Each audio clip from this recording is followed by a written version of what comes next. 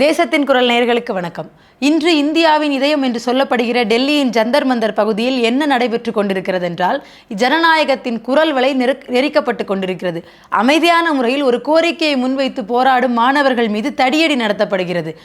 ஜனநாயக நாடு என்று சொல்லப்படும் இந்தியாவில் மாணவர்கள் தங்கள் உரிமைகளை கோரி போராட்டம் நடத்தும் போது அவர்களின் குரல் வலையை நெரிக்க பார்க்கிறது இந்த அரசு. தங்களை நடுநிலை ஊடகங்கள் என்று சொல்லிக்கொள்ளும் மெயின் ஸ்ட்ரீம் ஊடகங்களும் காட்ட மறுக்கும் விஷயங்களை ஆதாரங்களுடன் இந்த வீடியோவில் பார்ப்போம். காணொலியை முழுதாக காணுங்கள். ஜந்தர் மந்தரில் ஜனநாயகத்திற்கு எதிராக நடந்து கொண்டிருக்கும் இந்த விஷயங்களை மெயின் ஸ்ட்ரீம் ஊடகங்கள் காட்ட மறுத்தாலும், நேற்று இரவிலிருந்து களத்தில் இருக்கும் சுயேட்சை பத்திரிகையாளர்களான அபினவ் பாண்டே, அஜித் அஞ்சு, சௌரவ் சுக்லா ஆகியோர் அனுப்பிய வீடியோக்களும் புகைப்படங்களும் பார்ப்பவர்கள் நெஞ்சத்தை பதற வைக்கிறது.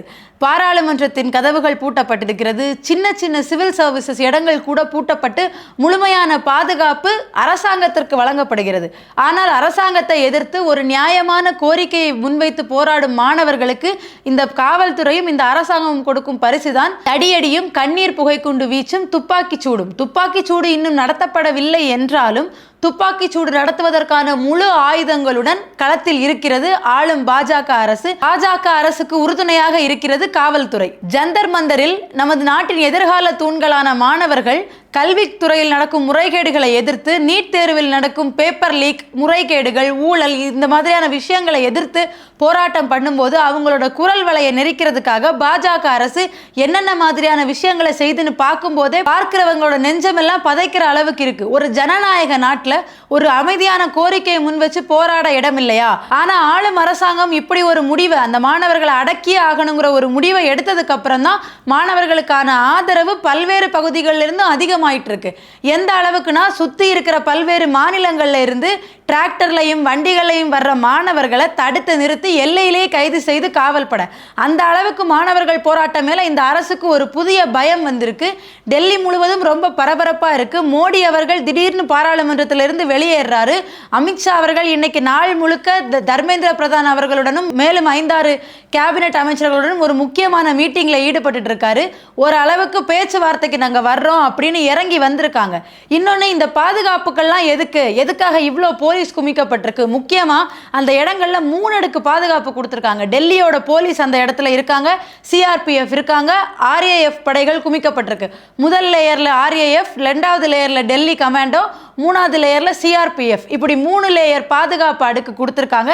எப்போ வேணா மாணவர்கள் மேல தாக்குதல் நடத்துவோங்கிற நிலையில இருந்தவங்க இப்ப தாக்குதல் நடத்த ஆரம்பிச்சிருக்காங்க. அபிஜித் கைது செய்யப்பட்டிருக்காரு. அதுக்கப்புறம் அரசாங்கம் பேச்சுவார்த்தைக்கு இறங்கி வந்திருக்கு. ஏன்னா அரசாங்கம் போட்ட கணக்கு இந்த இடத்துல தப்பா போய் முடிஞ்சிருக்கு. சோனம் வாங்சுக் அந்த இடத்துல இருந்து அப்புறப்படுத்திட்டா, போராடுற 4 பேர் மேல தடியடி நடத்திட்டா பிரச்சனையை தடுத்துடலாம். இதை காரணமா வச்சுதான் நைட்டோட நைட்டா கமிஷனரை மாத்தி அனுராக் குமாரை இங்க கொண்டு வந்து 144 தடை உத்தரவை பிறப்பிச்சு டெல்லி முழுவதையும் கட்டுப்பாட்டுக்குள்ள வச்சுக்க நினைச்சாங்க. ஆனா இவங்க நினைச்சதை விட நிலைமை கைமீறி போய் மோசமாயி ஆளுங்கட்சிக்கு எதிராக அத்தனை மாணவர்களும் திரண்டு வர ஆரம்பிச்சிருக்காங்க. ஜனநாயகத்தை ஆதரிக்கிற நாட்டில் இருக்கிற ஒவ்வொருத்தரோட மனசுல எழும்புற ஒரே கேள்வி இப்ப இதுதான்: போராட வந்தவங்க என்ன தீவிரவாதிகளா இல்ல தேச துரோகிகளா? எந்த விதத்துல இந்த நாட்டுக்கு அவங்க களங்கம் சேர்த்தாங்க? தங்களோட ஒரு கல்வி அப்படிங்கிற ஒரு உரிமைக்காக ஒரு கோரிக்கை வச்சு போராடுற இந்த நாட்டோட எதிர்காலமா இருக்கிற மாணவர்கள், அவங்கள இந்த பாஜக அரசு இவ்வளவு மோசமான நிலைமைக்கு தள்ளுறதுக்கும் நடத்துறதுக்கும் என்ன காரணம்? இதுக்கு பின்னால என்ன மாதிரியான அரசியல் இருக்கு? இன்னொன்று, இன்னைக்கு இவ்வளோ பாதுகாப்புக்கு என்ன காரணம்னா, நாடாளுமன்ற கூட்டத்தொடர் நடந்துட்டு இருக்கு. உள்ள பிரதமர் இருக்காரு, எதிர்கட்சி எம்பிக்கள், ஆளுங்கட்சியோட எம்பிக்கள்லாம் இருக்காங்க. அவங்களோட பாதுகாப்புக்காக தான் பாராளுமன்ற கேட் பூட்டப்பட்டிருக்கு. இவ்வளோ பாதுகாப்பு ஏற்பாடுகள் செய்யப்பட்டிருக்குன்னு சொன்னா போராட வந்தவர்களை குண்டர்கள் மாதிரி நீங்க சித்தரிக்கிற மாதிரி இருக்கு. ஏன்னா இது இன்னைக்கு தொடங்கின போராட்டமோ, எடுத்த உடனே வன்முறையில் அவங்க இறங்கவோ இல்லவே இல்லை. 20 நாட்களா தொடர்ந்து அகிம்சை முறையில போராடிட்டு இருந்தாங்க. போலீஸை நீங்க களத்துல இறக்கி அவங்கள கலைக்க வச்ச நினைச்சப்போ, சோனம் வாங்சுக்கை கட்டாயப்படுத்தி கைது செய்து அப்புறப்படுத்தி மருத்துவமனையில் அனுமதிச்சப்போ, எங்க அவர் இறந்தா இன்னும் மோசமாயிருமோன்னு கட்டாயப்படுத்தி அவரை மருத்துவமனையில் அனுமதிச்சிருக்கீங்க. இப்படி உங்களால என்னெல்லாம் செஞ்சு இந்த போராட்டத்தை கலைக்க முடியுமோ இந்த முன்னெடுப்புகள்லாம் இந்த மோடி அரசாங்கம் எடுத்துக்கிட்டே இருக்கு. ஆனா மாணவர்கள் கொஞ்சம் கூட அவங்களுக்கு விட்டு கொடுத்து போகாம உறுதியா நின்று போராடிட்டு இருக்காங்க. தமிழ்நாட்டிலிருந்து பலரும் அதற்கு ஆதரவு தெரிவித்து பேசிட்டு இருக்காங்க. எம்பி ஆர் ஆசா போய் அந்த சோனம் வாங்சுக்கை சந்திச்சிருக்காரு. நேத்துல இருந்து களத்துல நடிகர் பிரகாஷ்ராஜ் அவர்கள் இருந்துட்டு இருக்காரு. ஆனா நம்மளோட தமிழக முதலமைச்சர் இதுல என்ன ஸ்டாண்ட் எடுக்கிறாருன்னே தெரியல. அவர் பிஸியா இருக்காரு.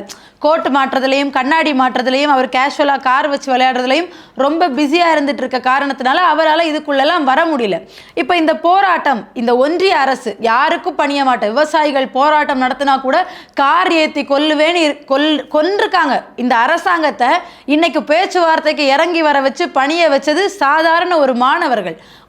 இந்த நாட்டில் இருந்த ஒரு நீதிபதி கரப்பான் பூச்சி மாதிரி சோசியல் மீடியாவை யூஸ் பண்ணுறீங்கன்னு சொன்ன ஒரு வார்த்தை, இந்த நாட்டோட சிஸ்டம் சரியில்லாதனால தான் நாங்கள்லாம் வேலை இல்லாமல் இப்படி இருக்கோம் அப்படின்னு இளைஞர்களை எழுச்சியை உண்டாக்கி அவங்க விளையாட்டாக ஆரம்பித்த ஒரு விஷயம் இன்னைக்கு ஒன்றிய பாஜக அரசை பேச்சுவார்த்தைக்கு இறங்கி வர வச்சிருக்கு. 20 நாள் அமைதியான முறையில் அவங்க பண்ண உண்ணாவிரதத்தை இவங்க என்ன பண்ணிடுவாங்க, போலீஸை அனுப்பி தடியடி நடத்தி கலைச்சிடலாம் அப்படின்னு நீங்கள் திரைமறைவில் தீட்டின திட்டங்களை எல்லாம் முறியடிச்சு இன்னைக்கு உங்களையே பேச்சுவார்த்தைக்கு இறங்கி வர வச்சிருக்கிறது தான் இவங்க செஞ்சிருக்க மிகப்பெரிய சாதனையா இருக்கு. இந்த பிரச்சனைகளுக்கு நடுவிலையும் இந்த மாணவர்களை போராட்டக்காரர்களாகவும் கலவரக்காரர்களாகவும் வன்முறையை தூண்டக்கூடியவர்களாகவும் காட்டுறதுக்காக நேற்று நைட்டு அது வரைக்கும் இல்லாத ஒரு ஆம்னி வேன் அங்கே கொண்டு வந்து நிறுத்தப்பட்ட உடனே போலீஸ்காரங்களே அந்த வேனை உடைக்கிறாங்க. ஆனால் இது எதுக்காக செய்யப்படுதுன்னா, பாருங்க இவங்க எந்த அளவுக்கு வன்முறை தூண்டுறாங்க, கலவரம் பண்ணுறாங்க, பொருட்களுக்கு சேதம் விளைவிக்கிறாங்கன்னு மாணவர்கள் பக்கம் பழியை திருப்பி விடுறதுக்காக தான். ஆனால் இதை எல்லாருமே பக்காவாக வீடியோ எடுத்து வச்சுருந்ததுனால போலீஸ் மாட்டிக்கிட்டாங்க. பிஜேபியோட ஒரு ஸ்ட்ராட்டஜி ஒன்று இருக்குது, நாங்கள் பண்ணுற எதுவும் வெளியே தெரிஞ்சிடக்கூடாதுன்னு நினைக்கிற ஒரு ஸ்ட்ராட்டஜி இருக்குல்ல, அதுக்காக அந்த ஜந்தர் மந்தரில் இன்னைக்கு இணையதளம் முடக்கப்பட்டிருக்கு. யாருக்குமே நெட்வொர்க் இல்லை. ஸோ இங்கே நடக்கிற விஷயங்கள் எதுவும் பகிரப்படக்கூடாதுங்கிறதுல மும்முரமாக இருக்காங்க. இதை மெயின் ஸ்ட்ரீம் ஊடகங்களும் கேட்க மறுக்குது. இந்தியாவில் மோடி அவர்களுக்கு சப்போர்ட் பண்ணுற இந்த ஆளும் அரசாங்கத்தை எதிர்க்க துணிவில்லாத ஆளும் அரசாங்கத்துக்கு ஜால்ரா போட மெயின் ஸ்ட்ரீம் ஊடகங்கள் எல்லாம் வாயை மூடிட்டு வேடிக்கை பார்க்கும்போது சுயேட்சையான பத்திரிகையாளர்களும் சுயேட்சையான ஊடகங்களும் வெளிநாட்டு மீடியாக்கள் வர வந்து நின்று களத்திலிருந்து லைவ் நியூஸ் கொடுத்துட்டு இருக்காங்க. ஆனால் இங்கே இருக்கிற ஊடகங்களுக்கு இதை பற்றி பேசுறதுக்கு நேரம் இல்லை. மத்திய அரசு புதுசாக ஆயிலி ஸ்கின்னுக்காக salicylic acid face wash launch பண்ணியிருக்காங்கன்னு அதுக்கு விளம்பரம் தேடி கொடுத்துட்டு இருக்காங்க இங்கே இருக்கிற ஊடகங்கள். நாட்டின் 4வது தூண்களாக இருந்த பத்திரிகை துறை இன்னைக்கு மோடி அவர்களின் அரசாங்கத்தை, ஆளும் அரசாங்கத்தை தாங்கி பிடிக்கிற தூண்களாக மட்டுமே மாறி இருக்காங்கன்றது மறுக்கப்பட முடியாத உண்மையாக இருக்கு. இன்னொரு பக்கம் என்ன நடக்குது, கையில் பேனாவையும் பதாகைகளையும் ஏந்தி அமைதியா போராட வந்திருந்த மாணவர்கள் மத்தியில குண்டர்களை ஏவி விட்டு ஒரு லாரி நிறைய கல் கொண்டு வந்து நிறுத்தப்பட்டு கல் எறிஞ்சு அந்த மாணவர்களோட கூட்டத்தை கலைக்க பார்த்துருக்காங்க. ஒரு போலீஸ்காரர் நடுவில் புகுந்து அந்த மாணவர்களை அடிக்கிறது, பிடிச்சி வேனுக்குள்ளே ஏற்றி வச்சிருக்கிற மாணவர்களை சரமாரியா தாக்குறது, இந்த மாதிரி விஷயங்களை தொடர்ந்து செஞ்சுட்டு இருக்காங்க. அந்த அளவுக்கு ஆளும் அரசாங்கமும் ஆளும் அரசாங்கத்தோட சூத்திரதாரியா இருக்கிற அமித்ஷா அவர்களும் அவ்வளோ அழுத்தத்தையும் அவ்வளோ அனுமதியையும், என்ன வேணா செய்யுங்க இந்த போராட்டத்தை கலைச்சிருங்கன்ற அனுமதியையும் போலீஸுக்கும் குறிப்பிட்ட அதிகாரிகளுக்கும் வழங்கி இந்த ஜனநாயகத்தின் குரல் விலையை நெரிக்கிற வேலையை ஒன்றிய பாஜக அரசு செஞ்சுட்டு இருக்கு. அமைதியான முறையில் உண்ணாவிரதம் இருக்கும்போது அவங்க வச்ச முதல் கோரிக்கையே எங்க கூட பேச்சுவார்த்தைக்கு வாங்க, நாங்க சொல்றதை கேளுங்கன்றதான். அப்பெல்லாம் அனுமதிக்காம இன்னைக்கு நாடாளுமன்றத்தில் இந்த மசோதாவை தாக்கல் பண்ற இந்த சமயத்துல இந்த போராட்டத்தை நடத்த அனுமதியும் கொடுத்துட்டு அதே சமயத்தில் போலீஸையும் ஏவி விடுறாங்கன்னா வேற ஏதோ ஒரு பெரிய விஷயத்தை டைவர்ட் பண்ண கூட மோடி அரசாங்கம் இதை பண்ணுறாங்களோ அப்படிங்கிற சந்தேகம் எழும்புது. ஸோ நம்ம பொறுத்திருந்து தான் பார்க்கணும் மோடி அரசாங்கம் என்ன மாதிரியான வேலைகளுக்காக இந்த மாதிரி மாணவர்கள் மேலே தாக்குதல் நடத்துறது, ஜனநாயகத்தின் குரல் விலையை நெரிக்கிறது. இனிமே வருகிற நாட்களை பார்க்கும்போது என்ன தெரியுதுன்னா, ஒரு பாசிச நாடாக மக்களாட்சி மாறி மன்னராட்சி வந்துருமோ, ஒரே நாடு ஒரே தேர்தல்னு கொண்டுட்டு வந்து அதுக்கப்புறம் ஒரே கட்சியோட ஆட்சி தான், வேற கட்சிகளே இல்லைனாலும் ஆக்குறதுக்கும் வாய்ப்பு இருக்கு. வருகிற காலங்களில் தொடர்ந்து பார்ப்போம். தமிழ்நாட்டில் இந்த ஒரு நிலைமை சீக்கிரம் வராமல் இருக்கணும். ஏன்னா தமிழ்நாட்டில் இருக்கிற ஆளும் அரசு மத்திய அரசோட திட்டங்களை முடிஞ்ச வரைக்கும் அமைதியாக உள்ள அனுமதிச்சுட்டு இருக்காங்க. ஸோ மாறும்னு தெரியல, மாறக்கூடாதுங்கிறதான் தமிழ்நாட்டு மக்களோட ஆசை. ஆனால் மத்தியில் ஆளும் ஒன்றிய பாஜக அரசின் பேச்சை கேட்டு இங்கே இருக்கிற முதல்வர் செயல்பட்டா இதே போராட்டங்கள் இங்கேயும் உருவாகிறதுக்கு வழிவகுக்கிற மாதிரி இருக்கும். பொறுத்திருந்து பார்ப்போம் என்ன மாதிரியான முடிவுகளை. இன்னைக்கு அமித்ஷா தர்மேந்திர பிரதானை சந்திச்சு பேசியிருக்காரு. ஸோ ராஜினாமா பண்றாங்களா இல்லை வேற எதுவும் பேச்சுவார்த்தைக்கு ஒத்துழைச்சு வர்றாங்களா, நீட்ல இனிமே முறைகேடு வராதுன்னு மக்களுக்கு வாக்குறுதி கொடுக்க போறாங்களா? வாக்குறுதி கொடுக்கறது மோடி அவர்களுக்கு புதிதில்லை, பட் அதை செய்ய தெரியாது அவருக்கு. அதனால என்ன நடக்க போகுதுன்னு தெரியல. தொடர்ந்து வர்ற அப்டேட்ஸ் அடுத்தடுத்த வீடியோவில் பார்ப்போம். இன்னொரு வீடியோவில் சந்திக்கிறேன். நன்றி.